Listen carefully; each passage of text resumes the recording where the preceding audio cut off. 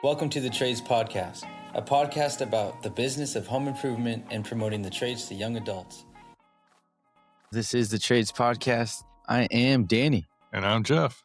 Here we are recording at the Ignite BBB podcast studio in sunny San Diego.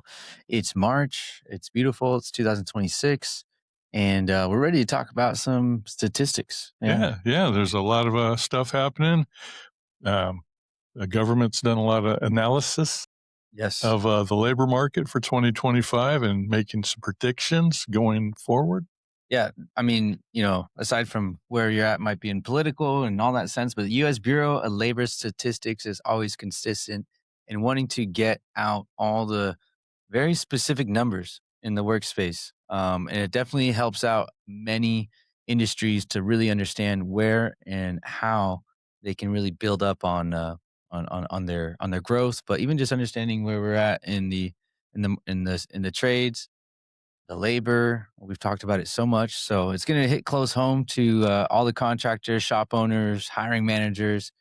So hopefully you're listening. Again, save this, send this to everybody that you might be listening to or talking about these items. But the numbers are in. According to the U.S. Bureau of Labor Statistics, it's not just a few hard jobs to fill up. We're talking about tens of thousands of openings every single year, things that we've talked about in the past. But core trades, electricians, plumbers, HVAC, you're talking about techs, the welders, and heavy equipment operators. Electricians alone, Jeff, 80,000 openings per year.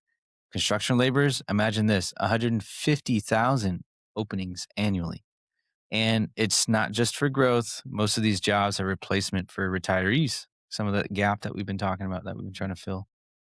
Absolutely. It's a combination of growth and baby boomers retiring, selling their businesses, jumping out of their jobs.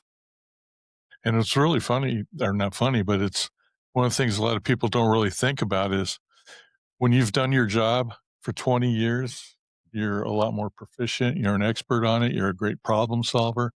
And a lot of those skills are going away to the people that are retiring, and the new people that have been in it 5 years, they're probably pretty proficient in what they're doing, but they don't have the years of experience for problem solving, things that are out of the box, helping the new guys come on. They're still fairly new in the sense of having years of experience.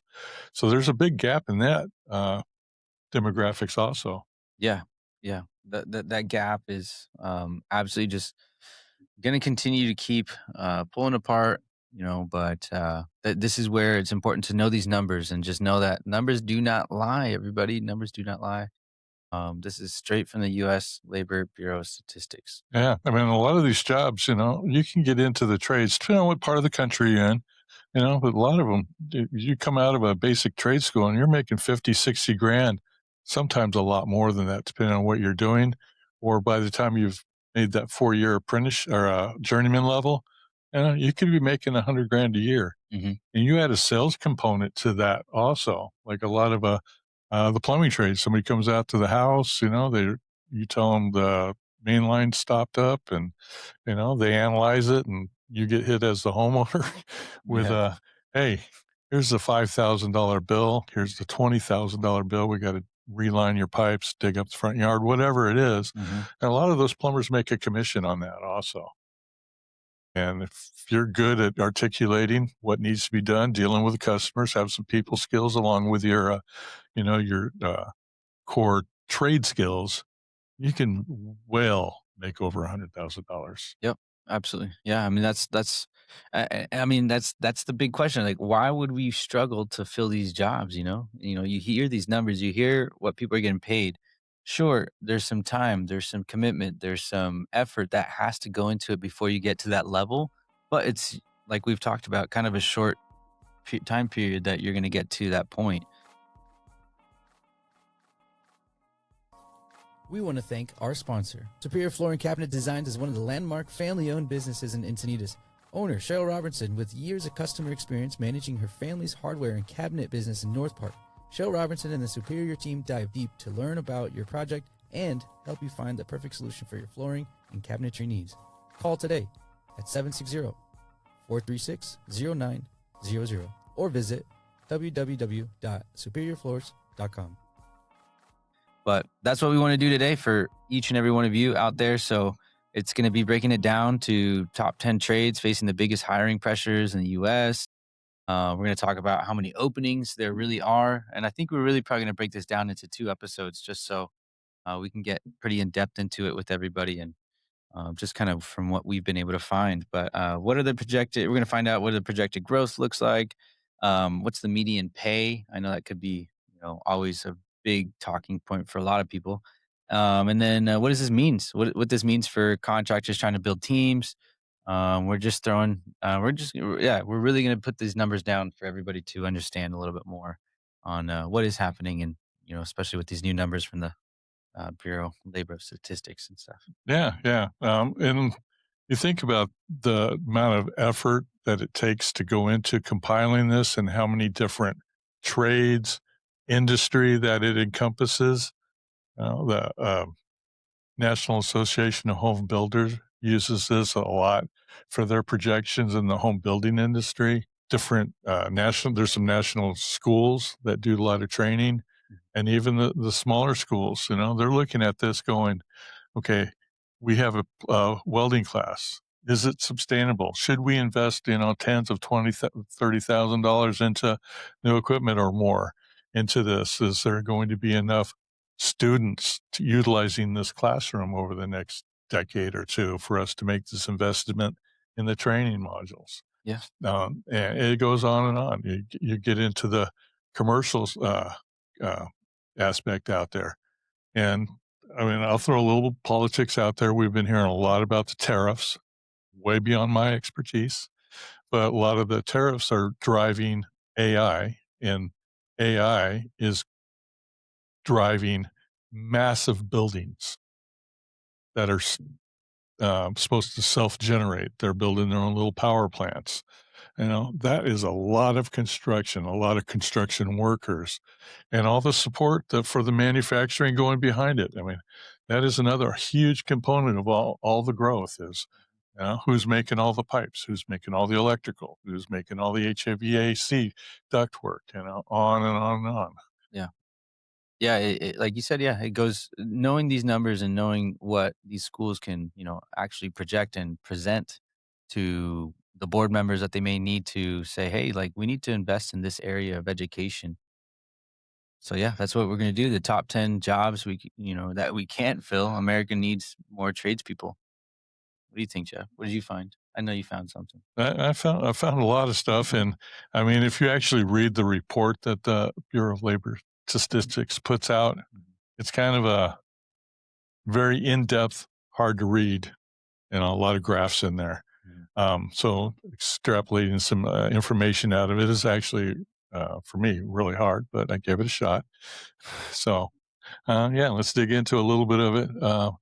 Danny, the U.S. could face a $1.4 million unfilled skilled trades by 2030. That sounds like a long ways away, but what, 5.5 years? Yeah, 4 exactly. years? 4.5 years? I mean, these just thinking about when we first started these things, and years have just blown past us. So yeah, it's gonna get there pretty quick. Yeah. Well, another way to think about it too is there's kids in junior high school. Yeah. 4.5 years they're graduating from high school and have to make a decision on their career path. At least they should be. At least have some thought of actually knowing where they're gonna be. Yeah. So what is the school system doing? What age are they starting on it? That's one of the things that if you look at the history of the last few decades of the construction industry, they've done a horrible job on marketing. Now we should be trying to impact kids in elementary school. At least give them the option, an overview of what the construction industry can do for men and women. And there's a lot of different aspects about that. And we're going to go into that later. Actually, should we throw in a plug? Our 200th episode is coming up. I am super excited. Yeah. And we have a panel of women. So stay tuned for that. It'll be out in a couple months.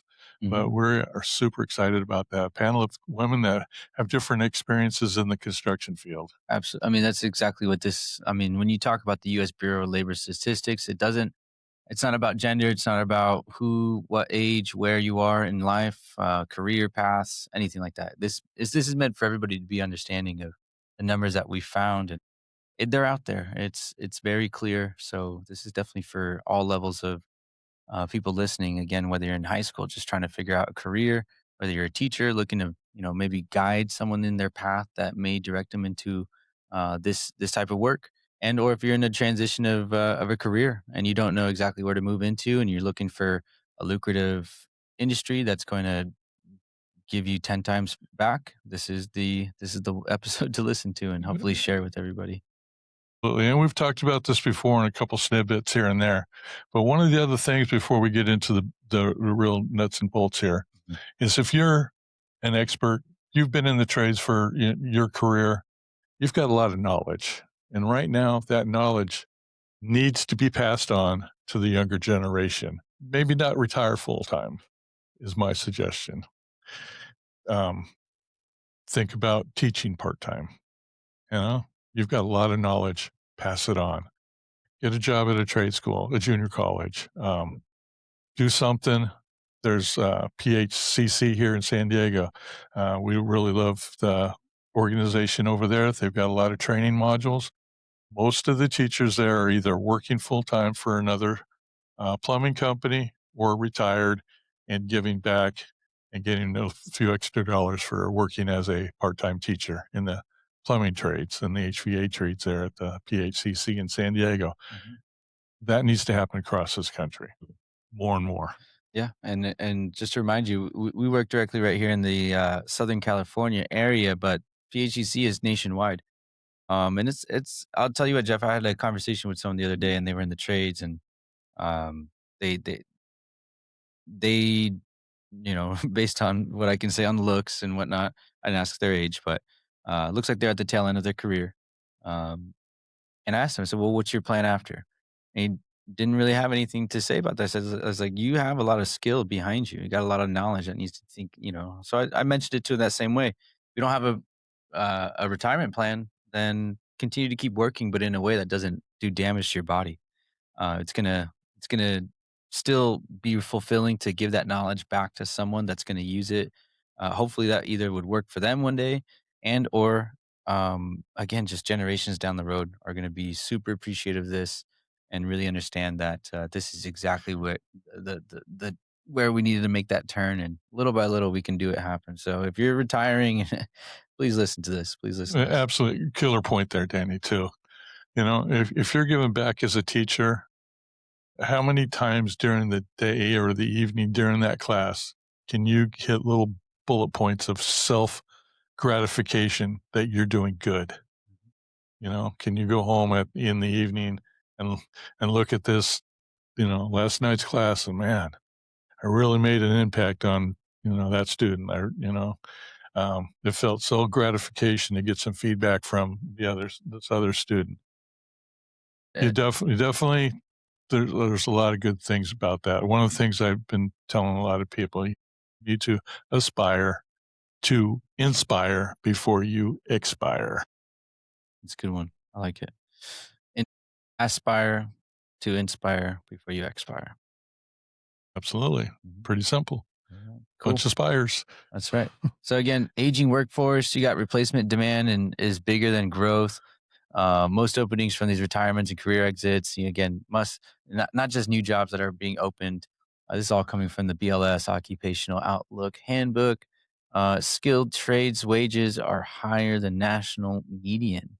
Again, I'm going to say that again. The skilled trades wages are higher than national median pay wages. This is coming from the U.S. median wage.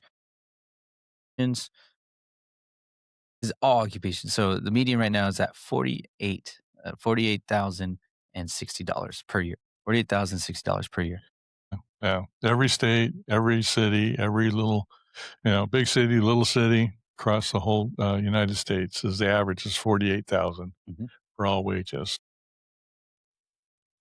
I know for some, wherever you might be at in the country, you might be looking at that number and like, yeah, definitely doesn't fit in my space. But again, just remind you, this is nationwide. This is all occupations.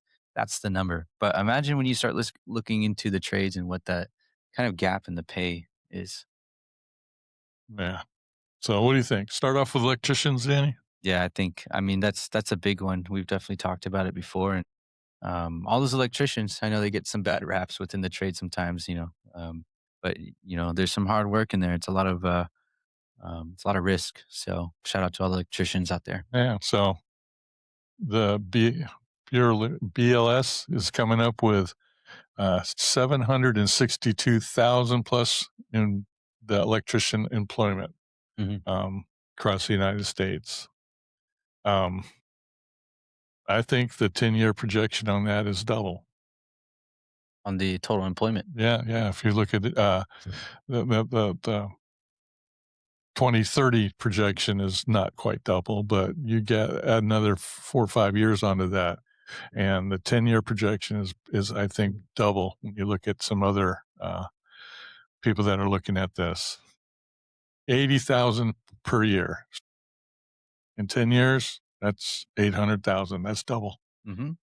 And like you said, that's not including, like, again, additional bonuses or upsales or incentives that you may find throughout the year that just end up falling on your lap as an electrician, whether you're on your own or you're in a company that allows for those incentives to be available for you to take advantage of. Let me jump in and clarify.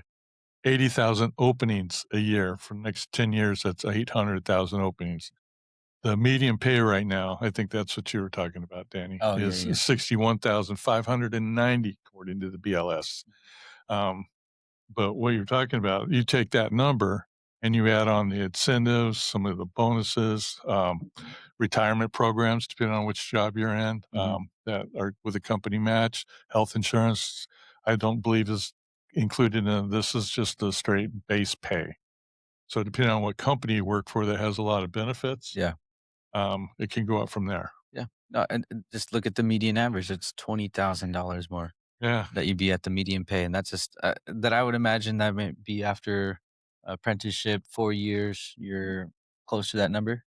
yeah, yeah. I mean, and what does an electrician do? Or are you thinking just the guy that runs the wiring in the house or comes out and changes the light fixture? No. Mhm. Um, what's going on in all the major shopping centers around, at least metropolitan towns? They're putting in EV charging stations for the electric cars out there. So that's an electrician doing all that work. Solar installs, whether it's the giant windmills or the um, solar panel farms that are out there, um, or on top of your house or on top of your business. All that's solar work. Mhm. Um, there's a lot of debate going around that. A lot of different in California, a lot of things with incentives, tax incentives going on with that. But the sun ain't going away. No. We No. hope. The sun's not going away. So that's going to be a constant and evolving a trade just in the solar system. There's always going to be different types of works, inventions, improvements on the solar systems, upgrades, maintenance that needs to be done. Um, lots of stuff happening there. The Mhm. grid. You've probably heard people talking about the grid. That's all the power lines out there, the height, the from the poles going up down their residential street to those big, huge towers that are crossing the country. That's the grid, between different power producing places, whether it's a solar system out in the desert or a hydroelectric dam or a nuclear power plant or a coal uh, coal or oil producing refinery that's producing electricity. Mhm. You know? As this country grows with populations and adds more houses, more houses, more houses, all that is more electricity. And we've evolved as a society too. You look at a house that was built in the 50s and 60s, how many plugs are in the house? Not enough No. to meet what your demands now as a family. More work for residential people coming in and rewiring the house, more electrical usage as a consumer in the housing markets out there. Yeah. Lots of stuff out there. Yeah. So again, the median pay for electricians, 61,590 per year. We have a 10-year expansion growth, like you said, about the 6%, and you're talking about almost a 10%. You think it's going to increase, huh? Well, I think it's going to double it. If there's 80,000 openings per year times 10, that's 800,000 openings, and they say there we have close to 800,000 people working as electricians right now. I'm just using the BLS. Yeah, just again, Uh, BLS when we say it's US Bureau of Labor Statistics, yeah, BLS. yeah, we're just using that. I'm not gonna argue with anybody out there if they have other stats. The point is there's opportunity out there.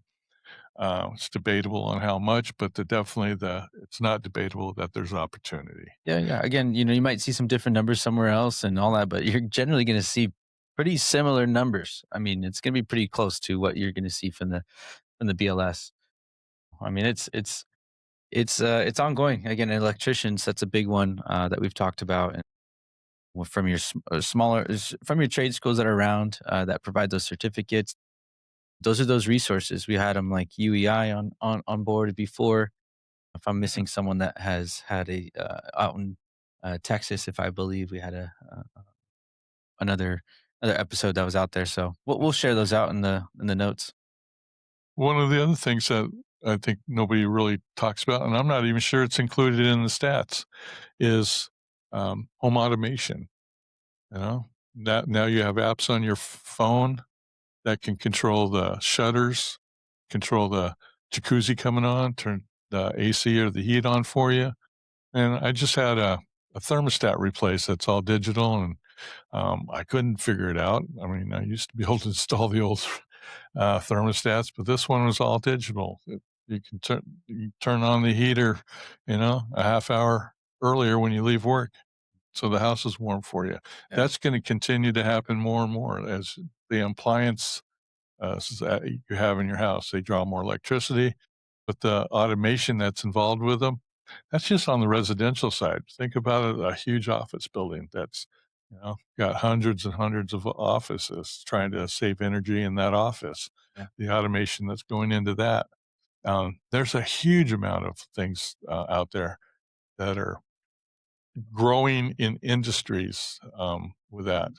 The data industry, we're all sitting on our computers and the Wi-Fi, um, that is growing too. It's not just your computers and laptops. It's now other devices. It's the ability to have, as a small business, you have a server that takes rewiring. It takes connectivity with everybody in the workforce there. There's lots of micro fields under electrician, your cable companies out there. Mhm. It's low voltage, but it's still electricity. Yeah. I mean, what would you see the biggest, I mean, in your eyes, Jeff, the biggest challenge for someone to, um, maybe say that, moving into the electrician space is just not for them? What would you say the barrier for them to say that is? Well, I don't know about the barriers, but look at it this way. You're in high school, you're using a computer. You come home, you use a computer, you use the thermostat. There's a lot of home appliances that you're already using your phone for as a high school student. You've got some electrical training just from osmosis of using the devices that are out there. Taking that to the next level would probably be a lot more natural now than it was to somebody that's 20 years older than you, Yeah, you know? I would agree. So from that standpoint, say you don't wanna be an electrician, but you wanna be a plumber in the HVAC, there's still an electrical component running the HVA system. There's still, components in the plumbing systems, on-demand hot water heaters, on-demand under the sink, little hot water, things like that. Cross usage of different trades. Well, having experience in different trades makes you more valuable. You're not just a plumber anymore. You're not just an electrician anymore. You have to be able to come into a project and take it from A to B with all the little steps in between. Yeah, I love, the exposure that people have to the trades. I think, sometimes we can be a little bit in our minds of, no, we don't have any experience on that. We're not exposed to that. I don't know anything about that. But yeah, like, you're right. We're using technology every day, and that electricity needs to run through your phone, needs to run through. exactly the equipment that we're Yeah. doing right now. We have a full power strip of equipment right here. If this wasn't wired right or done correctly, then guess who would be calling? Yeah. Electrician. So a shout out to NADRA, the North American Deck and Railing Association. We do some expos with them. Talk to a lot of deck builders. Deck building is a core component, but how many of them have lighting? How many have fans? How many have shades? How many have patio covers that are automated to open up and close depending on the weather conditions? Outdoor lighting for the pool, outdoor lighting for the gazebo that's off to the side. The automation of the sprinkler systems for watering all the plants. You're not just a landscaper now. There's components of landscaping that require electrical work. Exactly. Cross training. I don't think these BLS statistics cover all those other fields that require electrical knowledge. Yeah, absolutely. Yeah, you're just gonna get exposed to it, just through the job. We've heard it from a few guests on the podcast before, where you are watching. Sometimes you're waiting for one, say a plumber or pipe fitter to finish up a job so you can start installing your electrical components, or vice versa. So you're watching him do the job as well, and if you got a cool guy on the job, he's going to say, "Hey, yeah, this is what I do." You start asking questions if they're willing to pass some info on, and or you might be already with the company that exposes you to those opportunities. Then you just got to ask the question, "Hey, can I start cross training? I want to start learning a little bit more into the plumbing or the HVAC or the electrical part." Yeah. And sometimes nobody asks. Sometimes you're a DJ. DJ Danny here shows up and has to set up all those equipment. Yeah. That's electrical. Yep. Yeah. Yeah. On the low voltage side, but if it could get dangerous sometimes. Yeah. You got to understand, checking the job site. Is there enough electricity outlets to power my thing? Is that a little, uh, plug that's used to just having one little lamp in it, and Yeah, then then you it blows plug in your sound system. your sound system, and it's like, where's the breaker? Oh yeah, no, you definitely hear it in the sound. Also, it definitely goes out, and Okay. yeah. See, Yeah. There's DJ. different levels of your electrical parts and your low voltage. Again, you just open your eyes a little bit more. Again, if this is something that's opening to you and kind of hitting home, this is exactly what it's meant to be. It's meant to open up your eyes and kind of just see exactly what opportunities are out there. And again, numbers don't lie. It said it was what does it say? The 61,590 per year. Again, that's the U.S. BLS, Bureau of Labor Statistics. That's For electricians for electricians nationwide. nationwide. Nationwide. Yep. Yeah. Well, and then another one, yeah, we jumped into is like plumbers, pipe fitters, steam fitters. We got numbers for all these jobs. So the openings per year of job openings for plumbers nationwide. Again, this is all that's just recorded. What we have actually listed could be plus or minus, most likely more than 42,600 per year. So job openings for plumbers, pipe fitters, steam fitters, 42,600 per year. That's a 2% growth that we've seen and that the BLS has seen. And also, just to go into it, the pay is just as close to the It's very similar, isn't it? to electrical, 61,550 per year. I look at this when they include plumbers, pipe fitters, and steam fitters. And everybody thinks about a plumber, coming to your house, you got your drains, you got your water, different things like that, and expands outside into the sprinkler system and the pool and the pool heaters and things like that. But pipe fitters, what do pipe fitters do? But you're gonna have to tell me that. um, pipe fitters, I think, are more commercial work. Okay. Steam fitters are even a different degree of plumbing. But we're here in San Diego. There's a company here called NASCO. It's the only shipbuilding company on the West Coast right now. Yeah. They've just been asked by the government to double their abilities to build and repair ships. Double their abilities. Mm-hmm. So you think about it, the ability to make a military a destroyer. how many pipes run through that ship. Those are pipe fitters.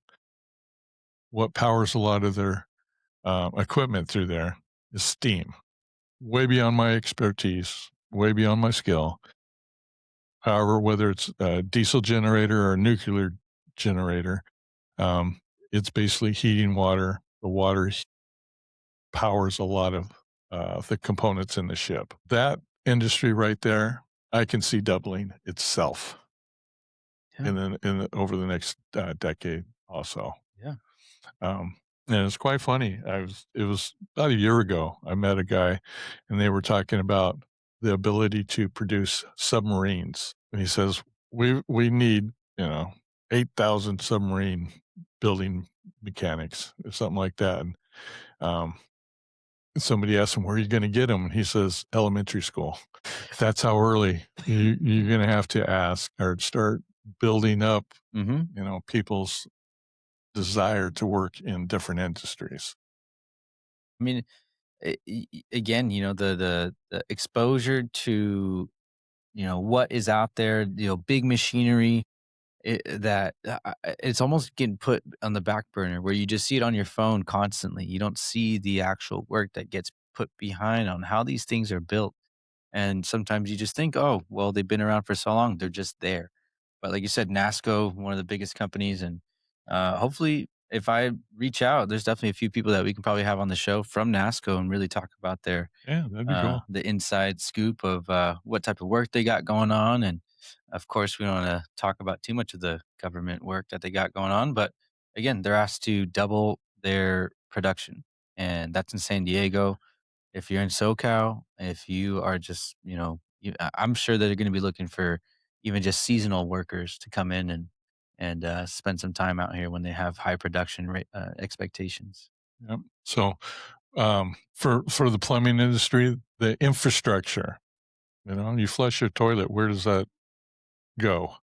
That goes down through the pipes that are in your street to the plant that makes it not so nasty. Um, that's the infrastructure. The thing in Potomac that just happened a few months ago, that infrastructure's failed, you know, on a huge scale. But it happens all over uh, cities simply because they're old on a smaller scale. You know, see the guys out there and the streets all shut down. They're out there fixing the water mains, the sewage pipes.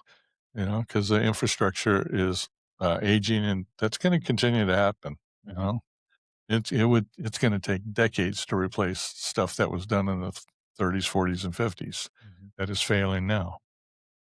Yeah, yeah. The infrastructure and water systems aging, like you said, the residential and commercial. That's just inevitable, is from what I've kind of heard through plumbers and technicians in that sense, because it's just what cities were using in the past. What was it? The iron pipes or Cast iron's cast iron huge and a pipes? lot of residential stuff. It's more used now in the commercial because it has a fire rating. So you're going down the stairs and like the hotel room, and you'll see the big cast iron pipes up in there, drain pipes. That's why they have a fire rating so that they don't the ABS and the plastic pipes that you see in your house. It's only one floor, but if you put that in a high rise and one floor catches fire, you don't want it racing up the pipe to the next 20 floors above you. Hmm. So that's why cast iron's in. Got it. Got it. Yeah, but all those definitely do rust. They don't last long, and there's definitely going to be technicians and plumbers, pipe fitters, steam fitters to be out there to obviously replace them. Absolutely. So what do you think, Danny? Get one more in? Yeah, I think so. Yeah, we got again. We're going to split this up probably in about two episodes for everybody, because it's good to kind of dive deep into these numbers and for everybody to hear them, listen to them, and share them too. So Um, yeah, I think number three, another top one that we talked about, like PHCC, they kind of cover a little bit on all the first two that we talked about, but HVAC technicians, that's your plumbing. Again, PHCC, that's the Plumbing, Heating, Cooling Contractors Association. But when it comes down to HVAC, they cover that piece, and openings 42,500 job openings per year. 42,500 per year. Yeah, Yeah. that's pretty much a 500,000 technicians over the next 10 years. Mm. You know, Yeah. the the ability to the industry there, the components that are pushing and regulating the air, the technology there is changing, but the actual, the state of the metal ventilation, the tubing, that hasn't changed a whole lot, but they do wear out. They do rust. They do rot. Some of the flexible tubing in the attics, the rodents will tear it up, or in the basement or the sub area. The rodents will replace it. So it's a constant evolving trade out there. Yes. Yeah. Yeah. And faster than the average, but it's at a 9% growth, which is pretty big. That's a pretty big growth number that even the BLS is throwing out there. Even like Jeff said, um, a lot of these are probably going to be a lot more openings per year that are actually going to be popping up. But again, yeah, what comes down to it, the median pay for HVAC, this is $57,000, $57,000 and 300, $57,300, $57,300. I can't talk. But that's per year. I've never heard that from you, Danny. I know that I can't talk. Yeah, $57,300 Yeah. per year for HVAC technicians. Yeah. And like I said, if you were in a position that you're going out and consulting with a homeowner or a business about their upgrade or their needs, and there's a commission structure behind the business, you, you've grown up to the next stage and you can make a lot more money. Yeah, yeah. What's the reasons behind these numbers and what they're saying on the openings? You got climate demand. In that sense, everybody's definitely going to be looking to be a little bit more comfortable in their homes. Maybe a system might not be up to par, being that there's maybe some climate demand in that sense of just wanting to be comfortable, and it's a little bit more accessible. From what I've heard, you got a lot more different technologies out there to be accessible for places that may have not had the chance to either have some HVAC installed into their homes or even to a community. Absolutely. So we were just at the PHCC Plumbing Expo up in San Diego here, and we sat in on a little class for water heaters for a little while. And the regulations are changed, not just in San Diego, it's nationwide on the functionality of a water heater that uses gas. You're not just venting it now through a pipe up through the attic and outside. It has to go through a condensing unit now and drip out. So the installation, I think that happens in October this year, is changing across the nation. That is a huge amount of retrofits as the older water heaters change. Yeah. Yeah. And so that's money, that's dollar signs for you for your HVAC technicians. Cha-ching. Yeah, those are dollar signs that when I hear Jeff talk like that, that's just like, that's sales, that's dollar signs, that's work. That is actual work. If you're like you got a career, you're like, I don't know what I'm going to do with my career. I don't know what I'm going to do with my degree or my experience. This is the experience that you can gain quicker than ever, faster, and be trained and be paid for it and get yourself to that $50,000 per year. And again, certain areas of the country, it's a lot more. It's a lot more. There's just the median pay. But those opportunities are out there. It's there. Yeah. Awesome.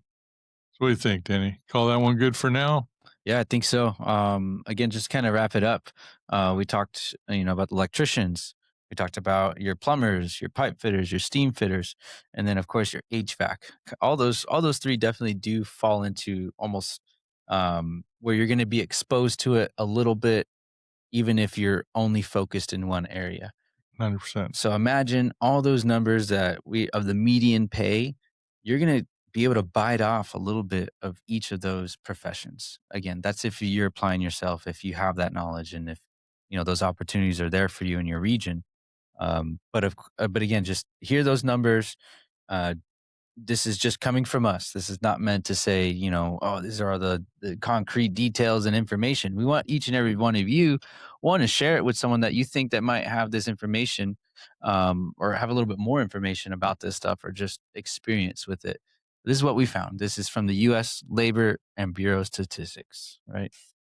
So, um, I think this is a perfect way to just let everybody know kind of where we're at for 2026 and what these projected numbers are going to be for per year, really up until about 2030. Yep. I think it's great information out there, Danny. And let's call it a wrap until we can get back in front of the mic. Do it again. All right, cool. Yeah, appreciate it again. Awesome. Cool. We'll see you guys soon.